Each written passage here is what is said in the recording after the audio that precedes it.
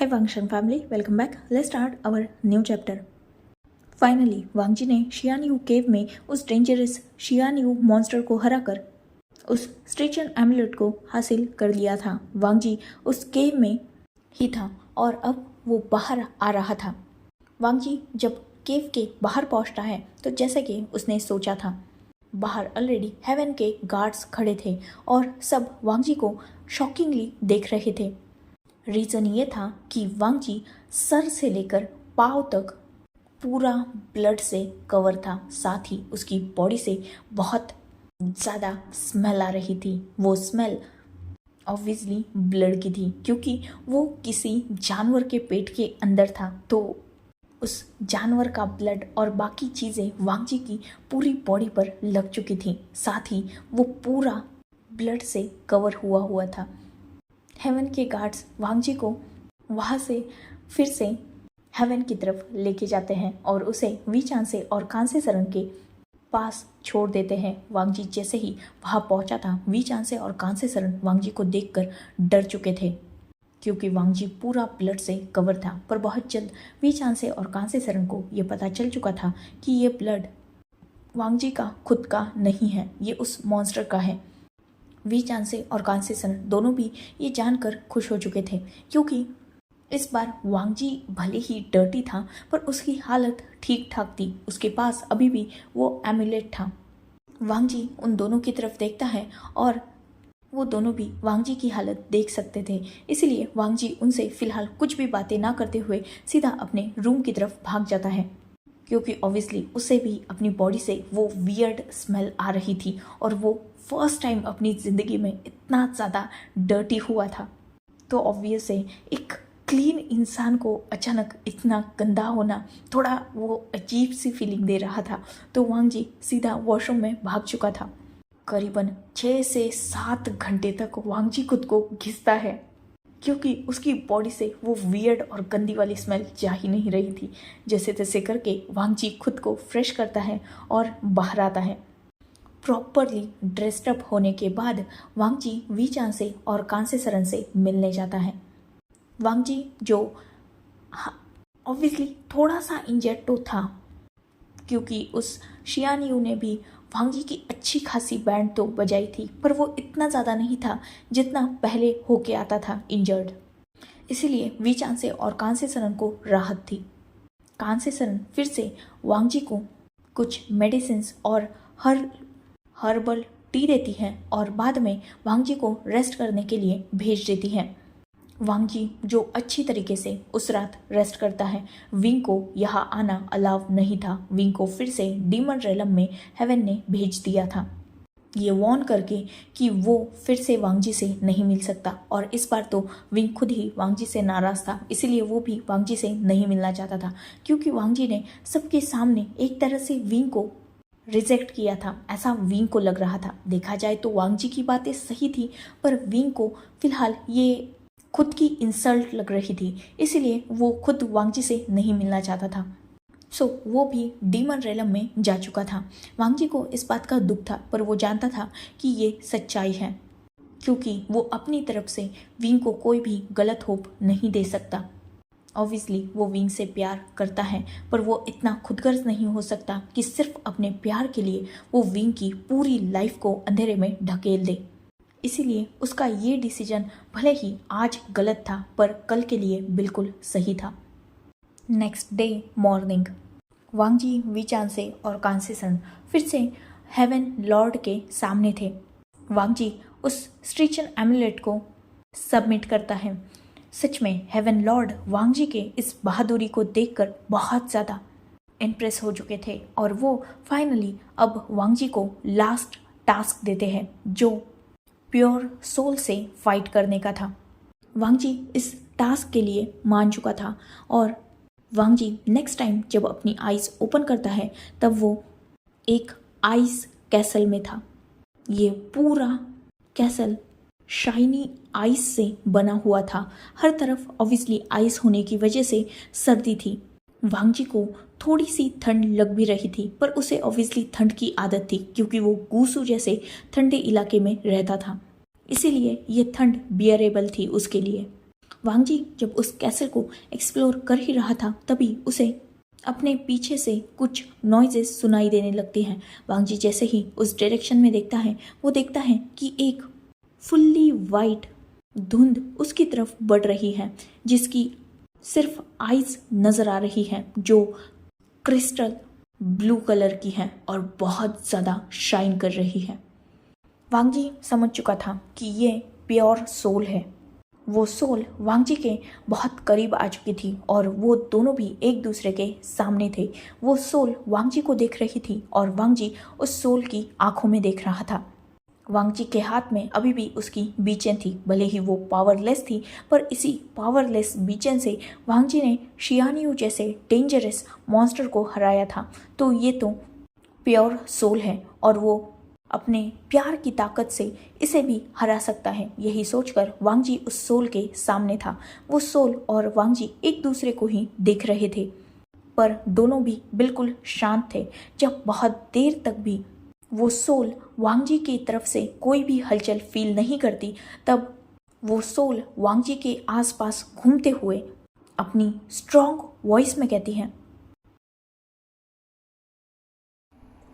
यहाँ लड़ने आए हो ना, तो अटैक करो मुझ पे।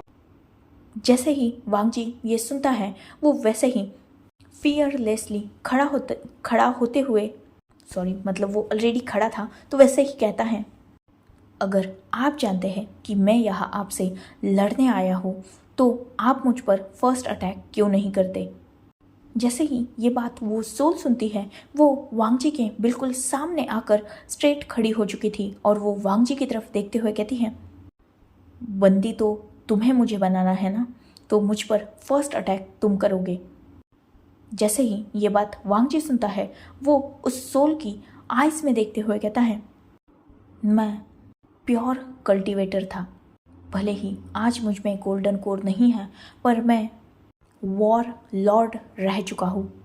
अपनी पूरी ज़िंदगी में मैं बहुत सारे रूल्स के बीच में घिरा हुआ था और उन्हीं में से कुछ रूल्स मुझे आप पर अटैक करने की परमिशन नहीं देते। ये सुनकर वो प्योर सोल भी वांगजी की तरफ ही देख रही थी। वांगजी अपनी बात को कंटिन्यू करते हुए कहते हैं, जब तक सामने वाला आप पर अटैक नहीं करता तब तक आप सामने वाले पर अटैक नहीं कर सकते। मैं खुद को डिफेंस करने के लिए लड़ रहा हूँ, ना कि आपको हर्ट करने के लिए। अगर फर्स्ट अटैक मेरी तरफ से होगा तो ये गलत होगा, क्योंकि इससे ये साबित होगा कि मैं आपको हार्म करना चाहता हूँ, जबकि ये सच्चाई नहीं है। मैं आपको हार्म नहीं करना चाहता। कुछ भी ऐसा जो आपको हर्ट नहीं करना चाहता उस पर अगर आप फर्स्ट अटैक करते हो तो वॉर की स्टार्टिंग आपसे होती है और मैं आपसे वॉर नहीं करना चाहता। हाँ, ये बात सच है कि मुझे आपको कैद करने का टास्क मिला है, पर सिर्फ उस टास्क के चलते मैं आपको हार्म नहीं करूँगा। इसीलिए फर्स्ट अटैक आपकी तरफ से होगा और मैं अपने डिफेंस में आपसे फाइट करूँगा और बाद में आपको कैद करने की कोशिश करूँगा। ये सुनते ही वो प्योर सोल वांगजी से खुश हो चुकी थी। वो अपने पास से एक क्रिस्टल निकालती है और उसे वांगजी की तरफ बढ़ा देती है। वांगजी उस क्रिस्टल को देख रहा था। वो प्योर सोल फिर से अपनी स्ट्रॉन्ग और हैवी आवाज़ में कहती है, इसे हेवन लॉर्ड को दे देना। इतना बोलकर वो सोल वहाँ से जाने के लिए पलट चुकी थी। वांगजी जिसे कुछ भी समझ में ही नहीं आया, क्या वो ये टास्क हार चुका है या जीत चुका है। नहीं, शायद हार चुका है, क्योंकि अगर जीता होता तो फाइट करके जीतता। ऐसे बिना लड़े कैसे वो जीत सकता है। तो क्या ये सोल वांगजी से फाइट नहीं करेगी? पर अगर ये फाइट नहीं करेगी तो वांगजी इसे कैद करने की कोशिश कैसे करेगा? पर खैर अब ये सोल तो यहाँ से वैनिश हो चुकी है। वांग जी अपनी ख्यालों की दुनिया में जब था तभी वो सोल वहाँ से जा चुकी थी, इसीलिए अब तो वांग जी उसे वापस बुला भी नहीं सकता और कुछ कर भी नहीं सकता। इसलिए वो चुपचाप उस क्रिस्टल को लेता है और वहाँ से जाने के लिए मुड़ जाता है। वो उस कैसल के एग्जिस्ट को ढूंढ रहा था, पर ऑब्वियसली उसे वहाँ कोई भी गाइड करने वाला नहीं था, इसीलिए उसे उसका एग्जिस्ट नहीं मिल रहा था। बहुत देर बाद, बहुत घूमने के बाद जाकर कहीं वांग जी को उस कैसल का एग्जिस्ट मिल चुका था। वांग जी जब उस कैसल के मेन डोर पर आता है तब वो बाहर फिर से उन्हीं हेवन के गॉड को देखता है। वांग जी एक डीप ब्रीथ लेता है और वो फिर से उन गार्ड्स के साथ हेवन में वापस चला जाता है। सारे लोग वहाँ वांग जी का ही इंतज़ार कर रहे थे। वांग जी इस बार बिल्कुल सही सलामत वापस आया था। उसके बॉडी पर एक छोटा सा घाव तक नहीं था। ये देखकर हर कोई शॉक हो चुका था, इवन वी चांसे और कांसे सरन भी। सब कंफ्यूजिंगली वांग जी की तरफ देख रहे थे। वांग जी जो खुद ही बहुत ज़्यादा कंफ्यूज था, वो किसी को क्या ही बताए। वो सिर्फ हेवन लॉर्ड के सामने आता है और उन्हें डीप बो करता है। हेवन लॉर्ड नोट करते हैं। वांग जी उस क्रिस्टल को सामने कर देता है और अपने हेड को डाउन कर लेता है, क्योंकि वो तो जानता था ना कि वो ये टास्क कंप्लीट नहीं कर पाया, मतलब वो हार चुका है। और इस बात से उसे ऑब्वियसली बहुत ज़्यादा दर्द भी हो रहा था अपने दिल में, पर वो क्या ही कर सकता है। वही दूसरी तरफ जब हेवन लॉर्ड उस क्रिस्टल को देखते हैं, वो अपने थ्रोन से खड़े हो चुके थे। वांग जी जिसने अपने हेड को डाउन रखा था और उसकी आईज टाइटली क्लोज थी, उसकी आंखों में आंसू तक आ चुके थे, क्योंकि वो फाइनली विंग को हार चुका है, गवा चुका है। वो अपने विंग के प्यार को, वो विंग के लिए अपना प्यार साबित करने में हार चुका है। यही सोचकर उसे अपने हार्ट में शार्प पेन हो रहा था। वहीं दूसरी तरफ उस मीटिंग हॉल में जैसे ही हेवन के लॉर्ड अपने थ्रोन से खड़े हुए थे, वैसे ही बाकी सब भी वहाँ खड़े हो चुके थे और सब हेवन के लॉर्ड की तरफ ही देख रहे थे। हेवन के लॉर्ड वांग जी के बिल्कुल सामने खड़े थे। वांग जी जिसके हाथ में अभी भी वो क्रिस्टल था। हेवन लॉर्ड वांग जी के हाथ से वो क्रिस्टल ले लेते हैं और जैसे ही हेवन के लॉर्ड ने उस क्रिस्टल को साथ ही वांग जी के हाथ को भी टच किया था, वांग जी जिसकी पूरी बॉडी शाइन करने लगी थी। वांग जी ये देखकर शॉक हो चुका था, क्योंकि उसे अपनी बॉडी में बहुत सारे चेंजेस फील हो रहे थे। ऑब्वियसली जब वो क्रिस्टल हेवन के लॉर्ड वांग जी के हाथ से उठा रहे थे, तब उनका और वांग जी का हाथ टच हुआ था और उन दोनों के हाथ जब टच हो रहे थे तब उन दोनों के हाथ उस क्रिस्टल पर भी थे। हेवन के लॉर्ड उस क्रिस्टल को अपने हाथ में लेते हैं और वो वांग जी से 2 कदम पीछे हट चुके थे, क्योंकि वांग जी की पूरी बॉडी शाइन कर रही थी। एक अलग ब्लू लाइट ने वांग जी की पूरी बॉडी को कवर करके रखा था। ये देखकर वांग जी खुद भी कंफ्यूज था, क्योंकि उसे अपनी बॉडी बहुत ज़्यादा अचानक स्ट्रॉन्ग फील होने लगी थी। वही हेवन के लॉर्ड जो अभी भी वांग जी के सामने थोड़ा दूरी पर खड़े थे और उनके हाथों में अभी भी वो क्रिस्टल था। हेवन के लॉर्ड अपने हाथ से उस क्रिस्टल को वांग जी की तरफ थ्रो करते हैं और जैसे ही वो क्रिस्टल वांग जी के पास आया था, वो बीच में ही हवा में रुक चुका था और वांग जी एक स्ट्रॉन्ग बैरियर के अंदर कैद हो चुका था। वांग जी फील कर सकता था कि अचानक उसकी बॉडी बहुत ज़्यादा स्ट्रॉन्ग लग रही है। वांग जी धीरे धीरे उस बैरियर के अंदर ही हवा में लैपिडेट होने लगा था।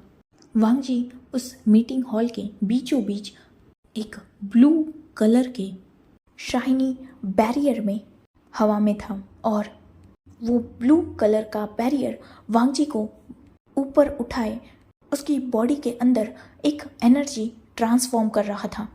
धीरे धीरे वांग जी के क्लोथ्स चेंज होने लगे थे, साथ ही उसके फोरहेड पर जो रिबन बंधा हुआ था वो भी अलग शेप ले रहा था।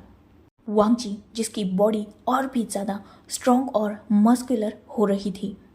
करीबन आधे घंटे तक वांग जी उस ब्लू सर्कल में कैद रहता है। कुछ ही देर बाद वांग जी अपनी आइज़ क्लोज कर चुका था और वो बिल्कुल शांत हो चुका था, क्योंकि उसे एक तो कुछ समझ नहीं आ रहा था, साथ ही इतनी हैवी पावर्स उसे फील तो हो रही थी जो बहुत ज़्यादा स्ट्रॉन्ग थी, और वांग जी की बॉडी को ऑब्वियसली उन पावर्स की आदत नहीं थी, जिस वजह से वो उन पावर्स को हैंडल नहीं कर पा रहा था, और वो देखा जाए तो एक तरीके से अनकॉन्शियस हो चुका था। मतलब उसे वो पावर्स अब फील होना बंद हो चुकी थी। उसे पहले तो बहुत ज़्यादा स्ट्रॉन्ग फील हो रहा था कुछ 5 या 10 मिनट के लिए, लेकिन उसके बाद वांग जी टोटली अपनी सेंसेस को खो चुका था, क्योंकि वो इतनी हैवी पावर्स को खुद की बॉडी में एब्जॉर्व करने के इस प्रोसेस को हैंडल नहीं कर पाया था, जिस वजह से वो देख सब सकता था पर उसे फील फिलहाल कुछ नहीं हो रहा था। मतलब एक तरह से उसकी बॉडी टोटली उसे फील हो ही नहीं रही थी। वो अपने अंदर चेंजेस बहुत हल्की तरीके से फील कर रहा था, और इन्हीं सब चीज़ों में धीरे धीरे वो अपनी आईज क्लोज कर चुका था। सब लोग ये नज़ारा शॉकिंगली देख रहे थे। वीचान से और कांसी सरन भी कुछ समझ नहीं पा रहे थे। करीबन आधे घंटे चले इस प्रोसेस के बाद वांग जी धीरे धीरे नीचे आ रहा था, पर अभी भी उसकी आईज क्लोज थी। वांग जी टोटली ज़मीन पर आ चुका था, और वो नीचे सीधा ज़मीन पर ही लेट चुका था, या यूँ कहा जाए लेटा दिया गया था। वो ब्लू एरा जो उसके आसपास क्रिएट हुआ था, उसने वांग जी की बॉडी को बहुत केयरफुली ज़मीन पर लेटा दिया था, और धीरे धीरे वो ब्लू सर्कल और वो पावर्स वांग जी के ही अंदर उसी की बॉडी मतलब एब्जॉर्व करके उस ब्लू एरा को टोटली अपने अंदर ले चुकी थी, और वांग जी बिल्कुल नॉर्मल हो चुका था फिलहाल। अब उसकी बॉडी के आसपास कोई भी ब्लू एरा नहीं था, पर वांग जी जो नीचे लेटा हुआ था और सब उसकी तरफ शॉकिंगली देख रहे थे, क्योंकि वांग जी पूरी तरीके से ट्रांसफॉर्म हो चुका था। उसके वाइट क्लोथ्स जिन पर गोल्ड की एम्ब्रॉयडरी थी वो टोटली चेंज होके लाइट ब्लू कलर के हो चुके थे, जो उसे एक अलग लुक दे रहे थे। वो लुक देख कर वहाँ हर कोई शॉक हो चुका था, क्योंकि वो लुक कोई नॉर्मल ह्यूमन का बिल्कुल नहीं था, ना ही किसी नॉर्मल कल्टीवेटर का। वो लुक था एक हेवन के एंजल का। तो क्या वांग जी एंजल में ट्रांसफॉर्म हो चुका है? जवाब किसी को भी नहीं पता था। सब सिर्फ वांग जी की तरफ देख रहे थे, जो फिलहाल अनकॉन्शियसली उस फ्लोर पर लेटा हुआ था। हेवन का वो लॉर्ड वांग जी के पास आता है और उसके हेड पर अपने हाथ को रख देता है। वांग जी जिसकी आईज अभी भी क्लोज थी, जैसे ही हेवन के उस लॉर्ड ने वांग जी के हेड के ऊपर हाथ रखा था, वांग जी धीरे धीरे अपनी आईज क्लोज करता है।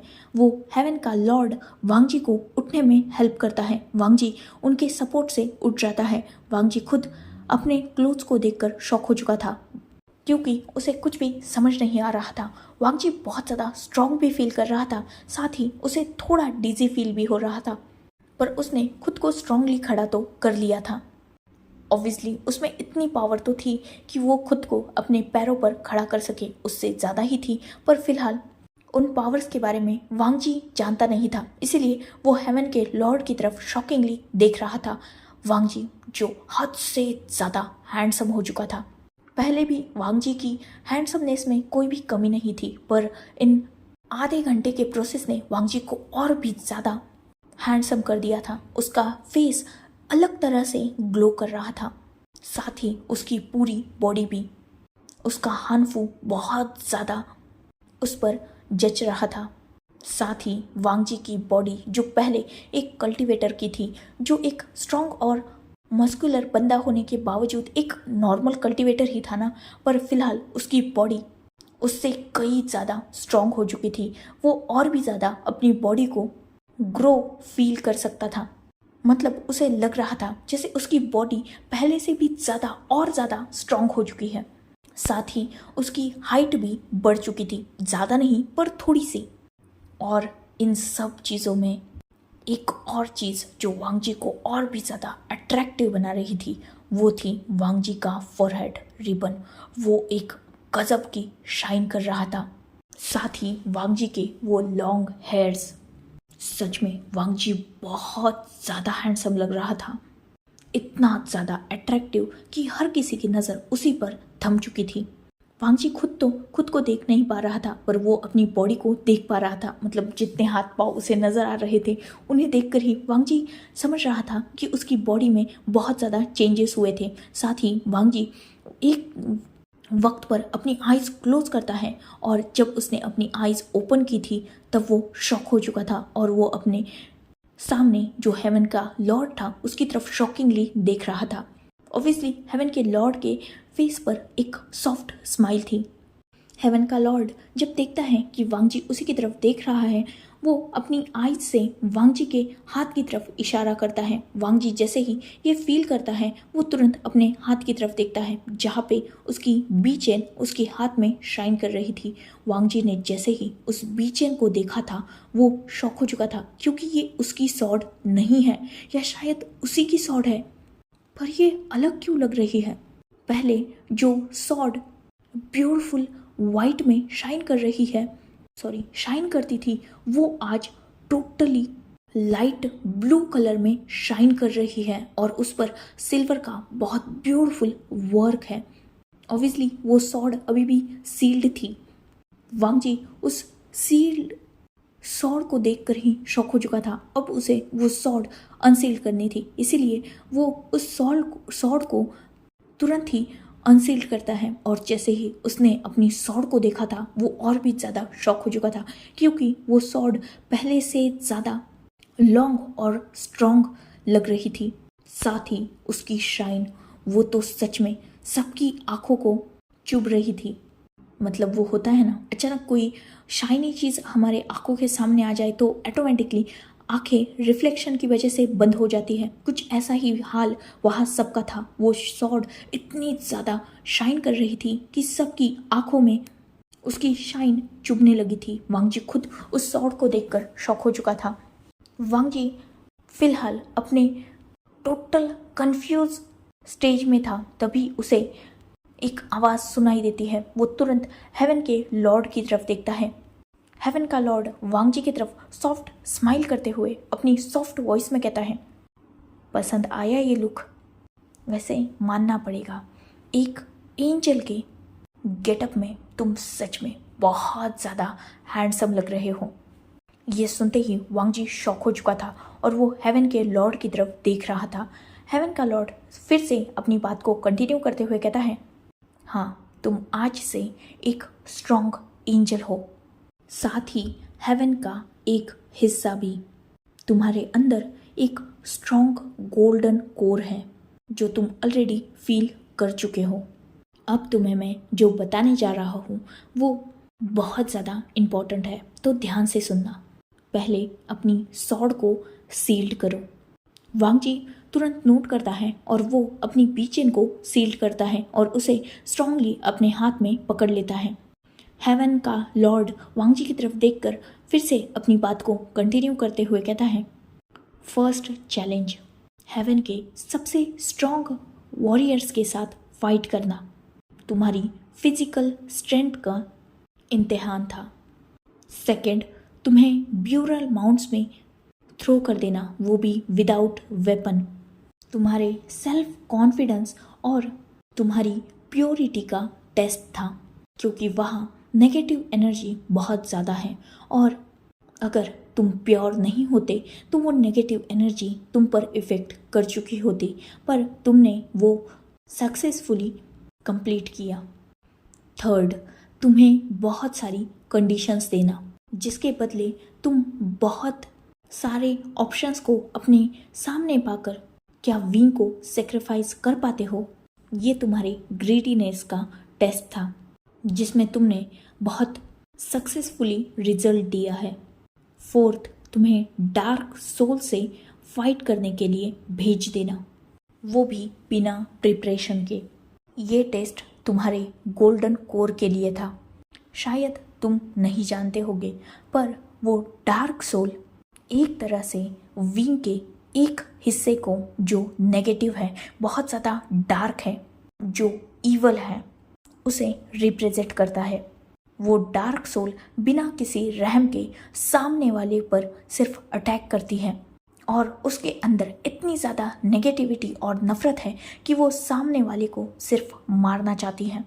सामने वाला कौन है, एक नॉर्मल ह्यूमन है, बूढ़ा है, बच्चा है, कमज़ोर है, लाचार है, या एक स्ट्रॉन्ग कल्टीवेटर है, चाहे कोई भी हो, उस डार्क सोल को ये नज़र नहीं आता। उसे सिर्फ सामने वाले में, जो भी उसके सामने आता है, उसमें अपना दुश्मन दिखता है। और तुमने उससे भी फाइट की, उसकी नेगेटिविटी से तुमने बहुत स्ट्रांगली फाइट की, जिसमें तुमने अपनी गोल्डन कोर की पावर्स को यूज़ किया, वो भी 100%, जो एक कल्टीवेटर के लिए बहुत मुश्किल है।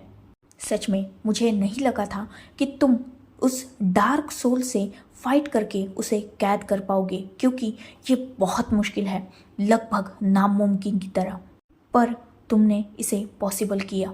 सच में मैं तभी तुमसे बहुत ज़्यादा इम्प्रेस हो चुका था। मैंने फर्स्ट टाइम तुम्हारी आंखों में विंग के लिए वो प्यार देखा और उसे दिल से फील भी किया। सच में प्यार में बहुत ज़्यादा ताकत होती है, ये तुमने प्रूव कर दिया उस डार्क सोल से लड़कर उसे कैद करने के बाद। और तुमने 4th टास्क को भी बहुत सक्सेसफुली कंप्लीट किया। तुम्हारा 5th टास्क तो बिना तुम्हें मिले ही तुमने कंप्लीट किया, क्योंकि जब तुम्हें ये फील हुआ कि तुम्हारे अंदर की गोल्डन कोर डिस्ट्रॉय हो चुकी है, तब तुमने विंग को एक तरह से रिजेक्ट किया। पर ये विंग की इंसल्ट नहीं थी, इनफैक्ट विंग सच में तुम पर प्राउड कर रहा होगा, क्योंकि तुमने ना सिर्फ उसके प्यार के बारे में सोचा, बल्कि उसकी लाइफ के बारे में भी सोचा। सच में विंग बहुत ज़्यादा लकी है कि उसे तुम्हारे जितना अच्छा और तुम्हारे जैसा प्योर इंसान मिला, जो खुद से पहले उसकी लाइफ के बारे में सोचता है। मैं सच में बहुत ज़्यादा खुश हूँ कि तुम्हें खुद से ज़्यादा विंग की फिक्र है। इसीलिए तुमने 5th टास्क भी बहुत अच्छी तरीके से कंप्लीट किया। 6th टास्क तुम्हें शियान यू केव में जाने का मिला, जहाँ तुम्हारी स्ट्रेंथ को देखना और परखना था। विदाउट पावर्स के तुमने होशियारी से शियान यू जैसे मॉन्स्टर को मार गिराया और उसके स्टमक के अंदर से उस स्टिचन एमुलेट को बाहर लाया, जो लगभग बहुत मुश्किल है एक पावरलेस इंसान के लिए, पर तुमने अपने प्यार की ताकत को वह भी साबित किया। सच में ये बहुत ग्रेट है। 7th टास्क तुम्हें प्योर सोल से लड़ने का मिला और मैं बहुत खुश हूँ उसका भी रिजल्ट देखकर।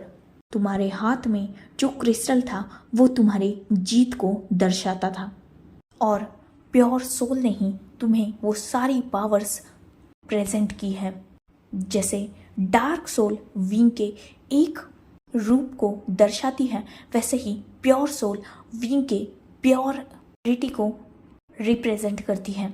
मतलब एक तरह से विंग के अंदर जो डार्क एनर्जी है वो डार्क सोल को रिप्रेजेंट करती है और उसके अंदर जो प्योर एनर्जी है वो प्योर सोल को रिप्रेजेंट करती है।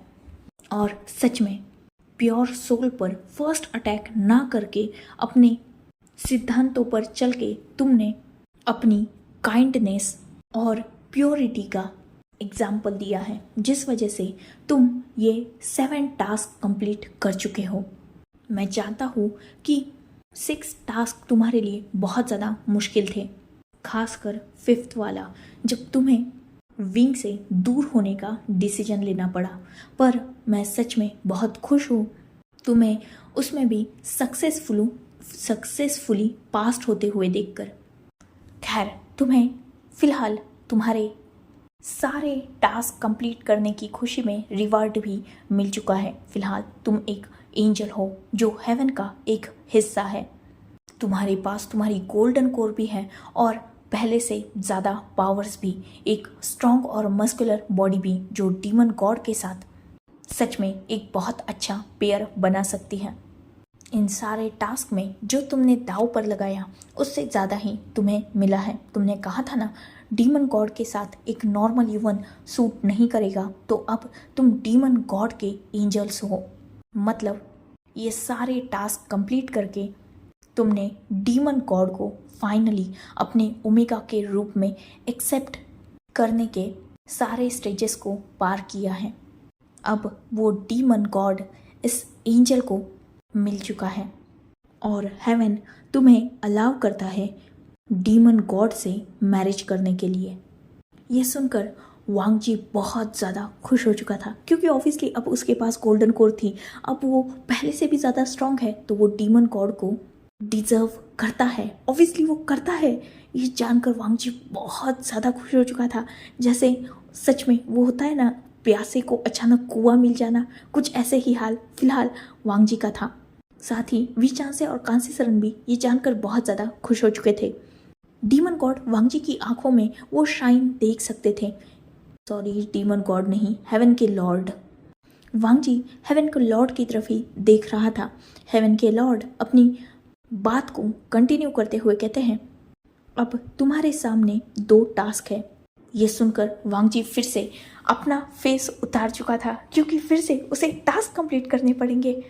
जैसे ही हेवन के लॉर्ड ये देखते हैं, उनके फेस पर स्माइल आ चुकी थी। वो वांग जी की तरफ देखते हैं और उसकी तरफ एक कदम बढ़ाकर उसके कंधे पर हाथ रखते हुए कहते हैं, फर्स्ट तुम्हें जाकर अपने ओमेगा को कन्विंस करना होगा, क्योंकि वो तो तुमसे नाराज़ हो चुका है।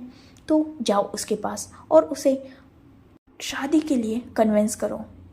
और सेकंड, ये ध्यान से सुनना, शादी के बाद तुम्हारी फर्स्ट नाइट में जब तुम ड्यूल कल्टीवेशन परफॉर्म करोगे, तब ऑलरेडी तुम विंग को मार्क कर चुके होंगे, क्योंकि ये हेवन का रूल है। वेडिंग के तुरंत बाद अल्फा को ओमेगा को मार्क करना होता है, और उसी के कुछ देर बाद ओमेगा तुरंत अपनी हीट में आता है, जिससे वो अपनी पावर्स को शेयर कर पाते हैं।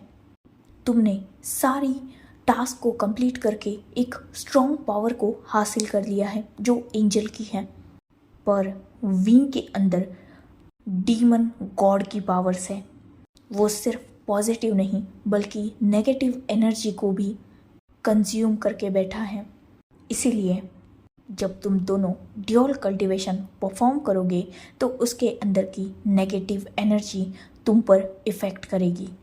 वो तुम्हें कंट्रोल में करने की कोशिश करेगी, तुम्हारी बॉडी, तुम्हारी माइंड और तुम्हारे हार्ट को अपने कंट्रोल में लेने की वो 100% कोशिश करेगी। आज तक विंग अपने अंदर की नेगेटिव एनर्जी को बहुत होशियारी से और बहुत मुश्किल से दबाते आया है, जिस वजह से विंग को बहुत ज़्यादा मुश्किल होती है। साथ ही उस नेगेटिव एनर्जी ने विंग को बहुत ज़्यादा स्ट्रॉन्ग तो बनाया है, पर एक तरह से वो एनर्जी विंग के लिए एक अभिशाप की तरह है। विंग बहुत मुश्किल से उस एनर्जी को अपने ऊपर हावी नहीं होने देता, पर अब ये काम तुम्हें करना होगा। उसके अल्फा होने के बाद वो एनर्जी तुम पर अपना कंट्रोल लेकर विंग को कंट्रोल करने की कोशिश करेगी, क्योंकि तुम दोनों भी ड्यूल कल्टीवेशन के बाद अपनी अपनी पावर्स को शेयर करोगी और तुम विंग के बराबर ही पावरफुल होगे।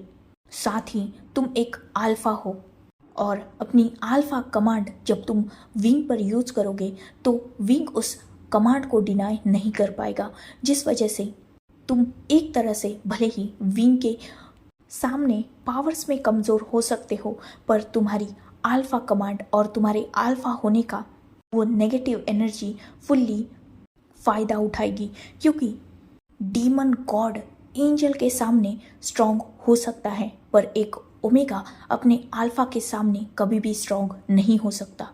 वो भले ही डीमन गॉड है, the great grand master of demonic cultivation है, भले ही वो एक स्ट्रॉन्ग वॉरियर है, पर अपने अल्फा के सामने वो सिर्फ एक नॉर्मल ओमेगा है, जिस पर उसका अल्फा रूल करता है। तो वो पावर उसी पोजीशन का यूज करके विंग को कंट्रोल करने की कोशिश करेगी। इसीलिए तुम्हें उस नाइट को, विंग को बहुत केयरफुली हैंडल करना होगा, साथ ही अपने ऊपर कंट्रोल करना होगा, ताकि तुम्हारे ऊपर वो नेगेटिव एनर्जी हावी ना हो पाए। एक बार तुम और विंग पूरी तरीके से जब एक हो जाओगे और उस नेगेटिव एनर्जी को तुम भी अपने अंदर कंज्यूम करके उसे हैंडल करने की कोशिश करने लगोगे या उसे हैंडल सक्सेसफुली कर लोगे, उसके बाद वो नेगेटिव एनर्जी तुम दोनों के बीच में नहीं आएगी। लेकिन तब तक तुम्हें खुद की बॉडी पर, खुद की सोल पर, खुद के माइंड और हार्ट पर तक कंट्रोल करना होगा। साथ ही विंग की नेगेटिव एनर्जी विंग के ही जरिए तुम पर अटैक भी कर सकती है। तो उस वक्त तुम्हें विंग से फाइट करने के लिए भी रेडी रहना होगा। उस हालत में कैसे भी करके तुम्हें विंग को फुल्ली अपने कंट्रोल में लेकर उस पे अपनी पावर्स का यूज़ किए, पर उसे बिना हार्म किए भी उसे पूरी तरीके से क्लेम करना होगा। और जब तुम ऐसा कर लोगे तब विंग पूरी तरीके से तुम्हारा हो जाएगा और उसके बाद उस नेगेटिव एनर्जी को विंग के अंदर स्टेबलाइज करने की जिम्मेदारी पूरी तरीके से तुम पर होगी। और साथ ही तुम्हारे अंदर जो नेगेटिव एनर्जी तुम उसके बाद कंज्यूम करोगे उस पर भी तुम्हें लाइफ टाइम कंट्रोल करना होगा। मतलब एक तरह से तुम्हें ना सिर्फ अपने अल्फा की पावर्स को हैंडल करना होगा, बल्कि तुम्हारे अल्फा पर कभी भी तुम्हारी नेगेटिव एनर्जी हावी ना हो, इसका भी ख्याल रखना होगा। वांग जी ये सुनकर नोट करता है। हेवन लॉर्ड अपनी बात को कंटिन्यू करते हुए कहते हैं, तुम अगर ये कर पाओगे सिर्फ तभी विंग से मैरिज के लिए हाँ कहना, वरना अभी भी तुम्हारे पास चांस है। तुम ऑलरेडी एंजल बन चुके हो, तो अब तुम इसी पोस्ट पर रहोगे। तुम अभी भी विंग को डिनाई कर सकते हो, तुमसे कुछ भी छीना नहीं जाएगा। ये सुनते ही वांग जी तुरंत अपनी सॉफ्ट वॉइस में कहता है, नहीं, मुझे ये पोजीशन कभी नहीं चाहिए थी, मुझे सिर्फ विंग चाहिए। मुझे चाहे उसके लिए कुछ भी करना पड़े, वो नेगेटिव एनर्जी मुझ पर हावी नहीं हो पाएगी। इस बात का मैं पूरा ध्यान रखूंगा। हेवन लॉर्ड नोट करता है और फिर से अपनी बात को कंटिन्यू करते हुए कहता है, पर एक बात याद रखना, जब तुम विंग के पास जाओगे तब तुम्हारी पावर्स भले ही बहुत ज़्यादा होगी, पर तुम अपने फॉरहेड रिबन के बिना विंग के पास जाओगे। तुम उसे अपने पास तो रख सकते हो, पर तुम खुद की बॉडी पर उसे यूज़ नहीं कर सकते, क्योंकि वो प्योर रिबन है। और अब तो एंजल बनने के बाद उस रिबन में और भी ज़्यादा पॉजिटिव एनर्जी आ चुकी है, जो तुम्हें नेगेटिव एनर्जी से दूर रखेगी। और तुम्हें विंग के साथ उसकी एनर्जी को शेयर करना है, इसीलिए तुम अपनी बॉडी पर उस फॉरहेड रिबन का यूज़ नहीं कर सकते। उसे तुम अपने पास रख सकते हो, पर विंग के पास तुम्हें उस फॉरहेड रिबन के बिना ही जाना होगा। जब तुम विंग को टच करोगे तब वो फॉरहेड रिबन तुम्हारे बॉडी पर नहीं होना चाहिए। इस बात का खास ध्यान रखना। वांग जी नोट करता है। So enough for today. So guys, कल इसका नेक्स्ट लास्ट पार्ट आएगा और उसके बाद ये फैन फिक्शन ख़त्म हो जाएगा। New fan fiction already start हो चुका है, जो ओनली मेंबर्स के लिए है। चैनल की मेंबरशिप ज्वाइन करके आप उस फैन फिक्शन को एंजॉय कर सकते हो। 29 रुपीज़ की मेंबरशिप है। अगर आप नहीं ले सकते तो कोई बात नहीं, नेक्स्ट फैन फिक्शन बहुत जल्द आएगा। So enough for today. Let's take a break. Next chapter in next video. If you like my explanation, like, comment and subscribe my channel. Hopefully you all are enjoying this journey. Goodbye. Take care. Enjoy your beautiful life.